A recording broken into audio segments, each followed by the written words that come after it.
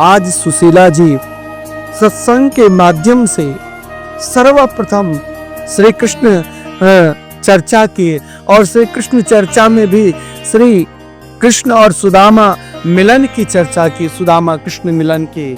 और जब सुदामा कृष्ण मिलन की चर्चा की तो उसी समय सुदामा जी के नेत्र सजल हो गए। कहा देवी, कहने का तात्पर्य क्या है? लेकिन सुशीला जी का तात्पर्य क्या था? सुशीला जी ने कही, मैंने सुना आपके मित्र द्वारकाधीश है, श्री कृष्ण है। एक बार तो उससे मिल कर तो आओ, वो तो सबके कल्याण करने वाले हैं।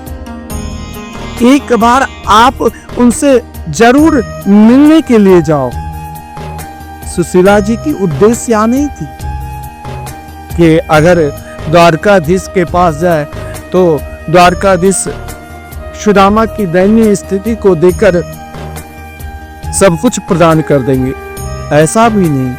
केवल एक बार का आप उन जिनके नित्य नाम उच्चारण करते हैं उनके एक बार आरूप के भी दर्शन करके आओ। जीवन का यह एक बहुत श्रेष्ठ लाभ है।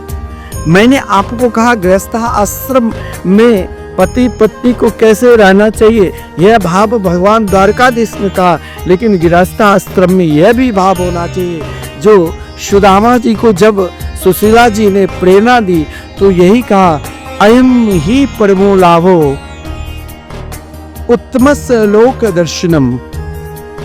जीवन का श्रेष्ठ लाभ क्या है? घर परिवार व्यापार में रहते हुए कभी कभी भगवान के राम वृंदावन अयोध्या भगवान के निकट के रूप के दर्शन करो, यह ही जीवन का श्रेष्ठ लाभ है। और सुदामा जी ने कहा, ठीक है देवी, तुमने कही तो मैं जाऊंगा, लेकिन कुछ भी है मेरे इष्ट है, लेकिन मैंने सदा उनको सखा भाव से मित्र भाव से उपासना की है। और शास्त्र में कहा गया है 3 जगह खाली हाथ नहीं जाना चाहिए, सद्गुरु के द्वार पर, और तब एक मित्र जो आप रोज मिलते हैं वो तो आपके सखा की तरह है। एक मित्र जो आप कभी कभी मिलने के लिए जाते हैं वहां भी खाली हाथ नहीं जाना चाहिए।